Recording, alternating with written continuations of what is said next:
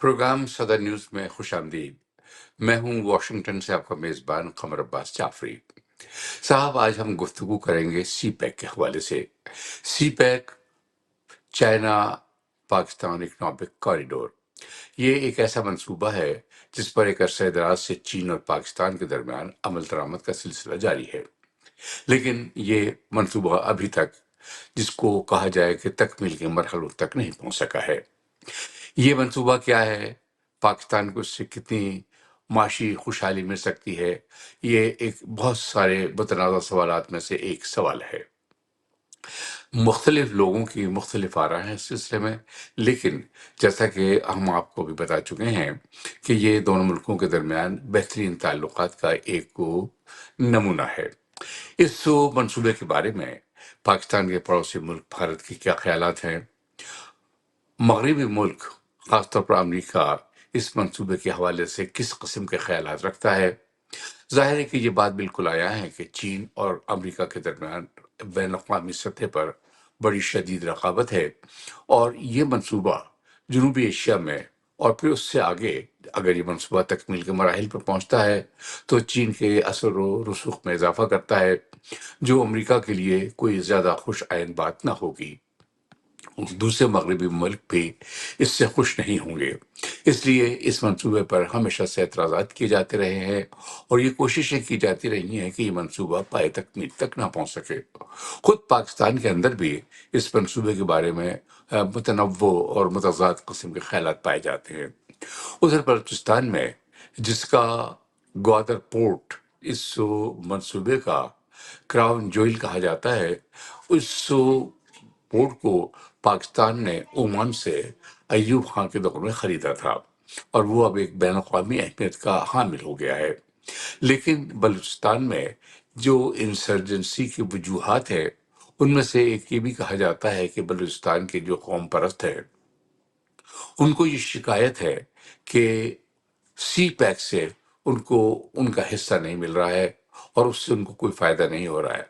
वो अपने हुकूक न मिलने की वैसे भी शिकायत करते हैं, लेकिन खासतौर पर सी पैक उनके लिए एक शजर ममनुआ बनता जा रहा है।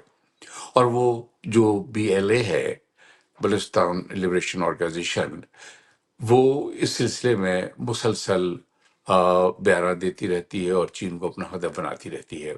आपको याद होगा कि पाकिस्तान में चीनियों पर मुतादिद हमले भी होते हैं, वो मारे भी गए हैं, लेकिन इसके बावजूद भी ये मंसूबा किस मरहले पर है, क्या ये वाकई आगे बढ़ रहा है, या इसमें अभी रुकावटें हैं। इस सिलसिले में हम गुफ्तगू करेंगे। हमारे साथ तो आज जो प्रोग्राम में मौजूद हैं डॉक्टर अयूब मेहर, जो कि इस न सिर्फ मंसूबे के एक माहिर हैं, बल्कि एक मुमताज़ माहिर माशियात भी हैं, और इस मंसूबे के पाकिस्तान पर माशी असरात के बारे में उनका खासा मुताला है। हम उनसे ये पूछेंगे कि क्या ये मंसूबा तातुल का शिकार हो गया है, या क्या वाकई ये मंसूबा बलूचिस्तान के लोगों के लिए एक शजर ममनुआ बन गया है।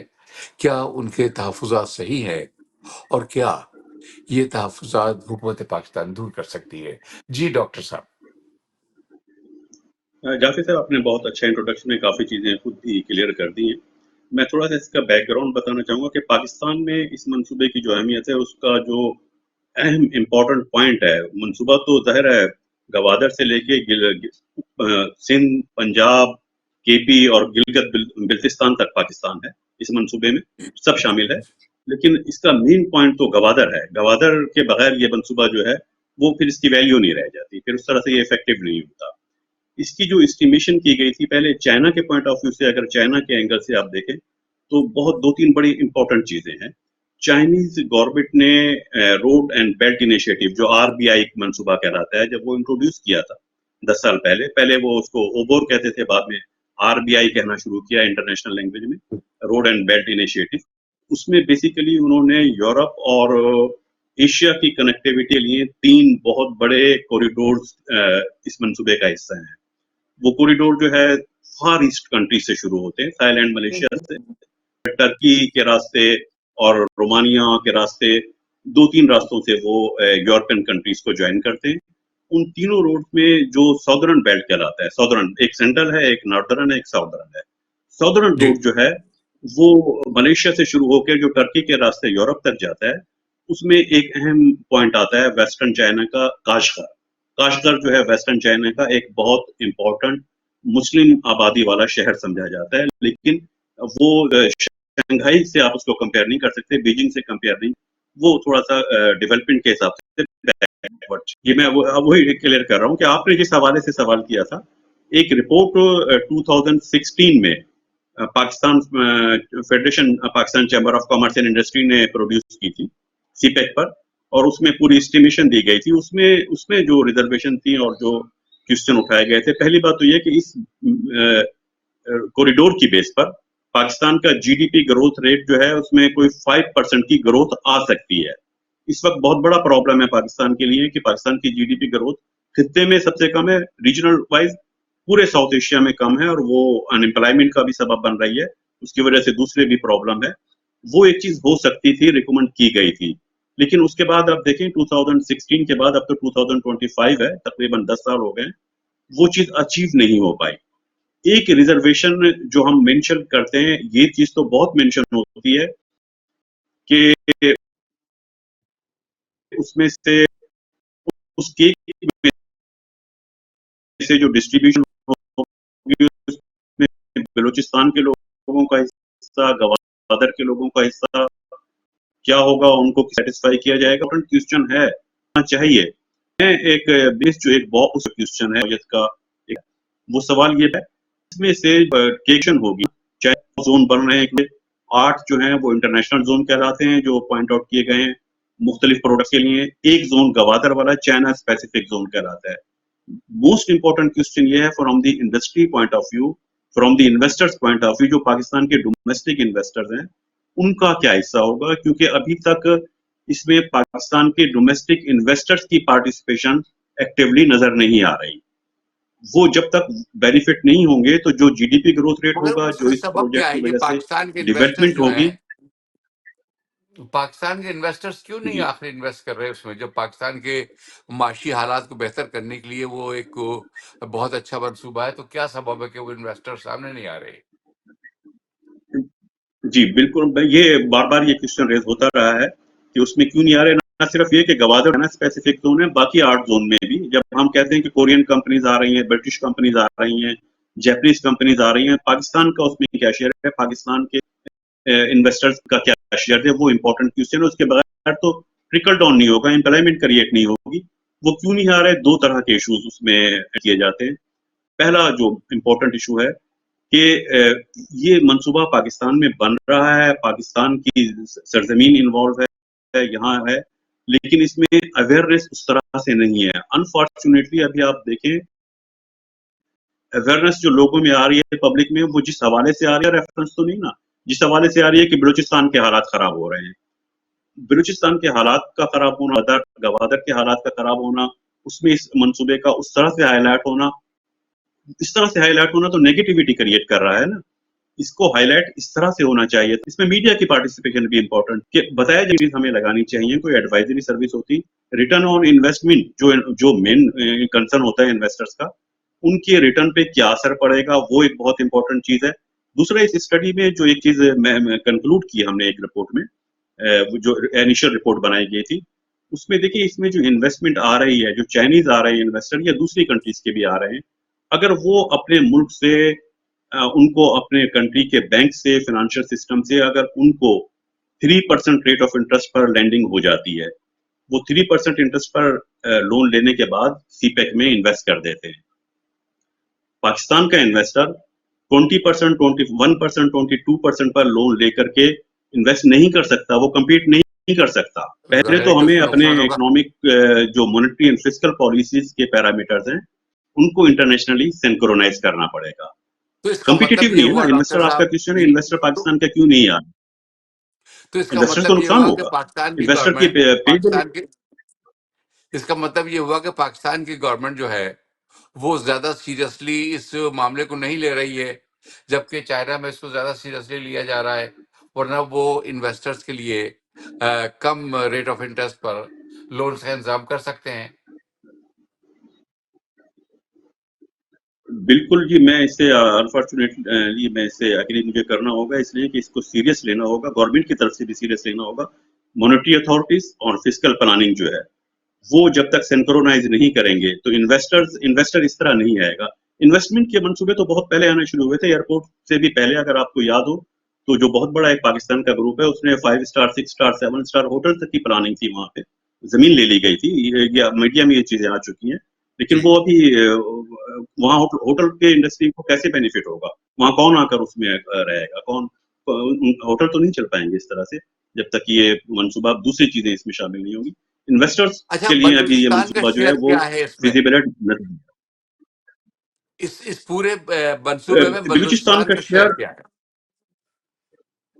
नहीं, 2 चीज़ें हैं। एक शेयर्स की जब हम बात करते हैं कि उसका क्या शेयर है, तो पहली बात ये है कि आपको याद होगा जब इस मंसूबे के आज से 10 साल पहले जब प्लानिंग हो रही थी, तो जो डिस्प्यूट होता था, वो डिस्प्यूट इस चीज़ पर होता था, सब इस पर एग्री कर रहे थे, ये कॉरिडोर बनना चाहिए, सीपैक होना चाहिए।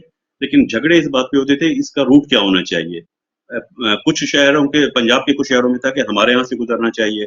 केपी के कुछ शहरों का था कि इसका सीधा एक स्ट्रेट रोड है, वहाँ से गुज़रना चाहिए, जिसमें डेरा इस्माइल खान की तरफ से आपको आना चाहिए बलूचिस्तान में। उसमें ज़ाहिर है साउथ वज़ीरिस्तान का भी कुछ हिस्सा इन्वॉल्व होता है। लेकिन इस पे एग्री नहीं था कि इसको बंद हो जाना चाहिए। ये अगर हर कोई चाह रहा था, और बलूचिस्तान में जाके तो 2 अब इसके 2 रूट बना दिए गए हैं ना, वो दोनों या 3 रोड हैं, वो तीनों मर्ज हो जाते हैं बलूचिस्तान में जाके। तो रोड बनने से, सीपैक बनने से बलूचिस्तान के लोगों को उस तरह इनडायरेक्टली फ़ायदा तो यकीनी तौर पे होगा, इनडायरेक्टली फ़ायदा। क्वेश्चन या क्योंकि इंफ्रास्ट्रक्चर डेवलप हो रहा है, इंफ्रास्ट्रक्चर डेवलपमेंट होगा, लोगों को जब घर के करीब रोजगार मिल रहा होगा, तो वो उसमें जाहिर है बलूचिस्तान के लोग भी पार्टिसिपेट होंगे। लेकिन इस वक्त देखिए एक जो बहुत बड़ा इशू आ रहा है, जो जो शिकायत सुनने में आ रही है, वो ये कि वो जो लैंड है गवादर की कीमती लैंड, जमीन की कीमत बढ़ जाएगी ना, एकदम से बढ़ जाएगी। उसमें वो लैंड बलोच नहीं खरीद रहे इतनी, दूसरे लोग खरीद रहे हैं, उनको ये एक शिकायत है। अब दूसरे लोग क्यों खरीद रहे हैं? क्या उन दूसरे लोगों के पास पैसा है? क्या बलोच सरदारों के पास पैसा नहीं है? वो क्यों इसमें पार्टिसिपेट नहीं कर रहा है? ये एक मसला है कि दूसरे लोगों के पास पैसा है, वो जाके जब एक्वायर कर रहे हैं, तो उसमें फिर बहुत सारी चीज़ें होंगी उसमें, जो जो पॉपुलेशन का बैलेंस है, जो डायनामिक्स हैं, वो भी चेंज होते हैं। कल्चर में चेंजेस आती हैं। बलूचिस्तान के लोगों को उस कल्चर एडॉप्टेबिलिटी का हिस्सा बनना होगा, उनको उस मल्टीलिज्म पे आना होगा, उनको तैयार कराना होगा, अदरवाइज इनडायरेक्ट बेनिफिट उनको हैं। लेकिन जो दूसरा फायदा है कि गवर्नमेंट की तरफ से इसमें क्या शेयर रखा गया है, शायद आपका क्वेश्चन इससे रिलेटेड है, तो उसमें इस मंसूबे में कोई पाकिस्तान के बजट का कोई इस तरह से हिस्सा नहीं है, कोई फिस्कल पॉलिसी इन्वॉल्व नहीं है। जो इन्वेस्टमेंट जो हो रही उनको है फायदा हो। वो 3 अच्छा कैटेगरीज डॉक्टर में साहब, एक बात ये इन्वेस्टमेंट हो रही फरमाइए है। पहली कि जो चाइनीज की। ईरान ईरान का क्या रोल है, इसलिए कि ईरान ने इसके जवाब में भारत के साथ मिलकर बंदर अब्बास पर इसी नौयत का पोर्ट बनाने का और इसी नौयत के प्रोग्राम को चलाने का ऐलान किया था। उसकी क्या पोजीशन है? ईरान क्यों इसकी मुखालफत करता है? नहीं, ईरान देखिए, ईरान पाकिस्तान की बहरहाल मुखालफत नहीं करता, पाकिस्तान की मुखालफत नहीं समझी जाएगी, लेकिन वो एक अपना अल्टरनेट इंडिया के साथ लेकर आ रहा है। इकोनॉमिक में देखें, इकोनॉमिक रिलेशन को लव अफेयर हम नहीं कह सकते। इकोनॉमिक अफेयर बिल्कुल डिफरेंट होते हैं, इसमें किसी कंट्री के कोई कंट्री ज्यादा पसंदीदा है, कोई कम पसंदीदा है, उस तरह से नहीं। वो ईरान क्यों, यूएई के भी इंडिया से बहुत अच्छे इकोनॉमिक रिलेशन है। सऊदी अरब ने बहुत अच्छे उनसे के साथ मुआहदे किए हैं, सब उनके साथ हैं, इंडिया के साथ उनके रिलेशन है। लेकिन दूसरी साइड पर आप देखें, जब सीपेक की हम बात करते हैं, 2 और हमें अदारों का जिक्र करना जरूरी होता है। उसमें से एक ईसीओ, इकोनॉमिक कोऑपरेशन ऑर्गेनाइजेशन, जो समझा जाता है 10 कंट्रीज हैं जिसमें, क्योंकि सीपेक से जो रूट निकलेंगे, कहा यह जाता है वो तमाम कंट्रीज बेनिफिशियरी होंगी। वो जो ईसीओ की 10 कंट्रीज हैं, वो उसमें बहुत सारे बेल्ट एंड रोड इनिशिएटिव के बहुत सारे कंपोनेंट्स जो हैं, वो वहाँ हो रहा है, उन पे काम हो रहा है। उसमें 6 सेंट्रल एशियन कंट्रीज हैं, अफगानिस्तान है, ईरान है, पाकिस्तान है और टर्की है। दूसरा एक कैरिक के नाम से एक इंस्टीट्यूशन है, central Asian Republic economic cooperation, जिसमें 13 कंट्रीज का अलायंस है। और उस अलायंस की खास बात यह है कि वो अलायंस सिर्फ सिर्फ इंफ्रास्ट्रक्चर पर और रोड कंस्ट्रक्शन पर, कॉरिडोर्स पर काम कर रहा है, फंडिंग कर रहा है। और उसमें दुनिया के 5 मल्टीनेशनल अदारे उसको फंडिंग कर रहे हैं, जिसमें वर्ल्ड बैंक भी है, जिसमें एशियन डेवलपमेंट बैंक भी है, जिसमें आईएमएफ भी उसका फाइनेंसर है, वन ऑफ द फाइनेंसर है। उसमें इंटरनेशनल जो फाइनेंस कारपोरेशन जी भी डॉक्टर शामिल साहब, है, इस पर मैं उसमें आपके साथ एक एशियन अलग प्रोग्राम इंफ्रास्ट्रक्चर करूंगा। बैंक भी शामिल है, उसमें एशियन डेवलपमेंट बैंक भी शामिल है। میں اس پر آپ کے ساتھ ایک الگ پروگرام کروں گا. ایک بات یہ اور بتائیے کہ جو اس وقت تو بین الاقوامی دباؤ ہے، خاص طور پر مغرب کی طرف سے اور امریکہ کی طرف سے، اس کو کیا پاکستان ریزسٹ کر رہا ہے یا اس کے آگے ہتھیار ڈال رہا ہے؟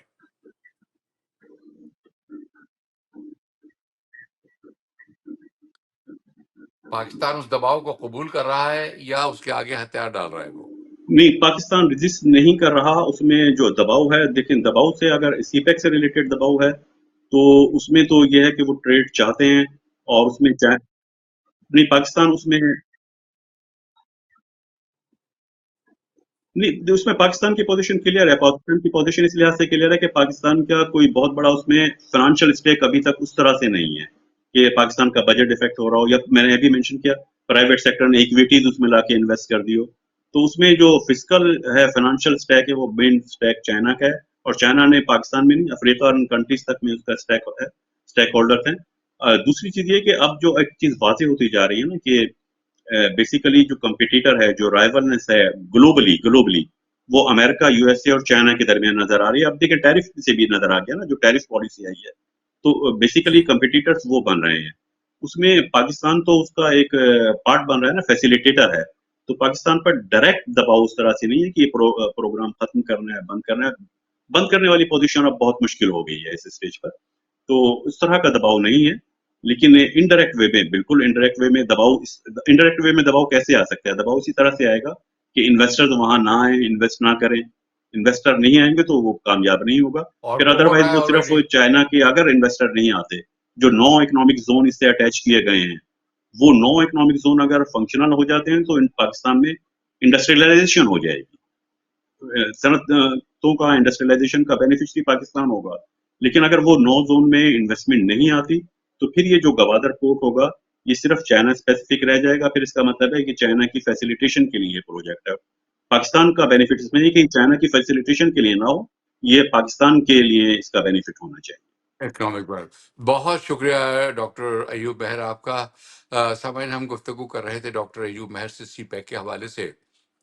ڈاکٹر صاحب سے یہ کہنا تھا کہ یہ پاکستان کے لیے یقیناً فائدہ مند ہے، لیکن بہت بدقسمتی سے پاکستان میں اس کو زیادہ سنجیدگی سے نہیں لیا جا رہا، اور پاکستان کے انویسٹرز بھی اس سلسلے میں آگے نہیں آ رہے.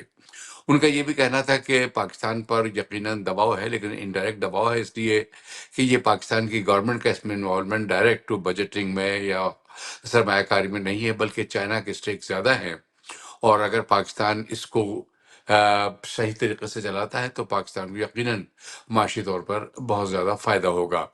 بلوچستان کے حوالے سے ان کا یہ کہنا ہے کہ بلوچستان کو بھی یقیناً فائدہ ہوگا اس سے، لیکن گوادر میں جہاں کی زمینیں بہت زیادہ قیمتی ہیں، وہاں بلوچوں کے علاوہ دوسرے لوگ خرید رہے ہیں، اور بلوچستان کے جو لوگ ہیں وہ وہاں انویسٹمنٹ نہیں کر رہے، جس کی وجہ سے یہ تاثر ملتا ہے کہ شاید وہاں پر اس کو زیادہ فائدہ نہ ہو اس سے. سو یہ گفتگو ہم کر رہے تھے، اور اب ہمارے پروگرام کا وقت ختم ہوتا ہے. ہمیں اجازت دیجیے. آج کے پروگرام کے پروڈیوسر تھے اظفر امام. خدا حافظ.